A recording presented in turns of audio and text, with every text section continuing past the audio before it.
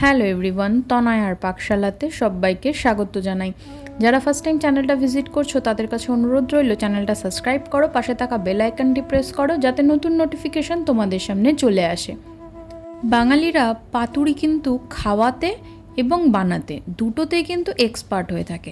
তাই জন্য আমরা যখন একটা এরকম ইউনিক রেসিপি বানাচ্ছি তাহলে তোমাদের সঙ্গেও শেয়ার করা যেতেই পারে। খুব সহজেই কিভাবে এরকম পাতুরির টেস্ট আনা যেতে পারে বাড়িতে, তাও যদি এইভাবে করা যায় তাহলে তো কোনো কথাই হবে না। বাঙালিরা গরম ভাতে যে কোনো মাছেরই হোক না কেন বা সবজিরই যেভাবেই হোক ভালো করে যদি একবার পাতুরিটি বানানো যায়, তাই আজকের রেসিপি চিংড়ি লতির পাতুরি।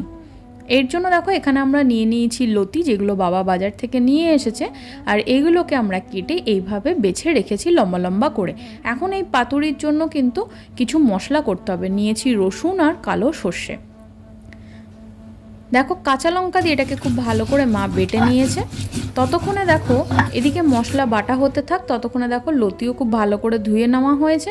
আর একটি গামলার মধ্যে বেশ অনেকখানি রসুন, যেটাকে তখনই বেটে নিয়েছি, আর কিছুটা পরিমাণে নিয়েছি সর্ষে বাটা। এবার বেশ অনেকখানি পরিমাণে চিংড়ি মাছ, যেহেতু চিংড়ি লতির পাতুরি তাই চিংড়ি মাছের কোয়ান্টিটিটাতে কিন্তু কোনো রকম কাঞ্জুসি আমরা করব না। দিয়েছিল পরিমাণ মতো নুন, হলুদ, আর দিল পরিমাণ মতন সামান্য একটু চিনি, সামান্য একটু লঙ্কার গুঁড়ো। এটা একটু পাতুরি মিষ্টি মিষ্টি হয় জেনারেলি, কিন্তু যেহেতু লতির সেহেতু একটু ঝাল ঝাল হলেই ভালো লাগবে। দেওয়া হয়েছিল বেশ অনেকখানি পরিমাণে কাঁচা সর্ষের তেল। এবার একটা মিডিয়াম টু বড় সাইজের কিন্তু পেঁয়াজ, এটাকে দেখো কুচি করে নেওয়া হয়েছিল, যেটাকে মা এইভাবে দিয়ে দিয়েছে। এবার হাতের সাহায্যে কিন্তু আমাদেরকে একটু ভালো করেই বলতে পারো চটকে মেখে নিতে হবে। যদি মনে হয় তোমরা এটা হাত দিয়ে নয় কোনো রকম হাতার সাহায্যে করতে পারো, কিন্তু পুরনো দিনের যে কোনো রান্নাতেই বলো, এখনও মা, মাসি, ঠাকুমারা কিন্তু এই হাতের সাহায্যেই এইভাবে করে নেয় যে কোনো রান্নাকেই।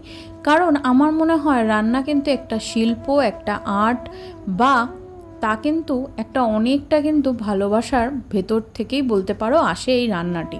তো দেখো এখানে কলা পাতা রেডি করে রাখা রয়েছে। এবার একটি চাটু খুব ভালো গরম হয়ে গিয়েছে, যে চাটুটির মধ্যে আমরা এই পাতুরিটি করব।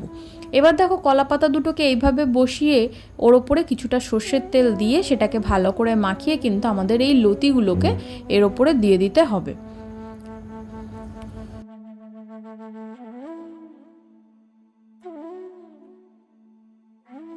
এবার অনেকখানি পরিমাণে কিন্তু সেই সম্পূর্ণ লতিটা দিয়ে এবার বেশ অনেকগুলি চিড়ে নেওয়া কিছু কাঁচা লঙ্কা ওপর থেকে এইভাবে দিয়ে দেবো। আরও অনেকখানি বলতে পারো সর্ষের তেল আবারও ওপর থেকে দিয়ে দেবো।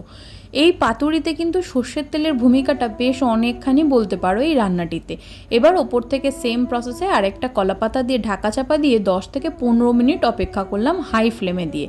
দেখো পাতাটা অনেকখানি মজে গিয়েছে, আর এই লতি থেকে কিন্তু বেশ অনেকখানি পরিমাণে জল রিলিজ করেছে।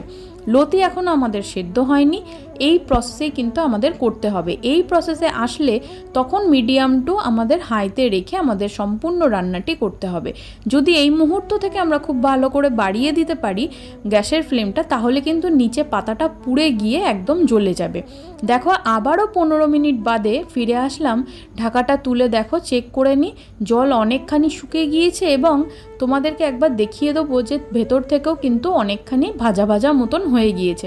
চলো একবার হাত দিয়ে মা টিপে তোমাদের দেখিয়ে দিক, লতিটা অন্তত পক্ষেও 80% কুক কিন্তু আমাদের হয়েই গিয়েছে, নিচের পোর্শন তো হয়ে গিয়েছে। এবার এটাকে সাবধানে কিন্তু আমাদের পাল্টে দিতে হবে।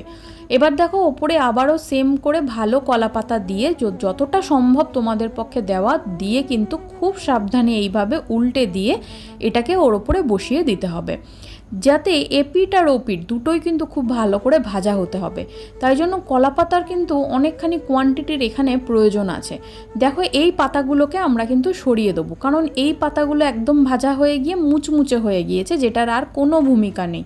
যতটা এর মধ্যে কলা পাতা পুড়ে গিয়ে বা ভাজা ভাজা হয়ে গিয়ে গন্ধটা অ্যাবজর্ব হবে, তত সুন্দর এই লতি থেকে গন্ধটা আসবে। দেখো ঢাকা চাপা দিয়ে সেম প্রসেসে রেখেই কিন্তু আবারও উল্টে নিলাম।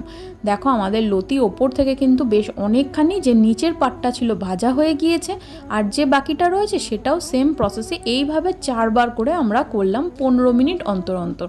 একটু সময় লাগে ঠিকই, কিন্তু ভালো খাওয়ার জন্য এতটুকু সময় তো আমরা দিতেই পারি, তাই নয় কি? ভিডিওটি এডিট করতে করতে কোথাও গিয়ে আমার মনে হলো যদি একটু ভালো এরকম এখন একটা গরম ভাত পাওয়া যেত তাহলে কিন্তু এটা দিয়ে জমিয়ে খাওয়া যেত, কিন্তু কি করব বলো, এই মুহূর্তে তো আমার কাছে আর নেই। তাই এডিট করার সময় তোমাদেরকে হাইলি রেকমেন্ড করলাম ওপর থেকে একবার সর্ষের তেল দিয়ে একবার এইভাবে রেসিপিটি বানিয়ে খেয়ে দেখো, আর কমেন্ট সেকশনে জানাও তোমাদের কেমন লাগলো ভিডিওটি। ভালো লাগলে বন্ধু বান্ধব আত্মীয় স্বজন সবার সাথে শেয়ার করো। দেখা হচ্ছে আরও একটা রেসিপির সাথে। ধন্যবাদ।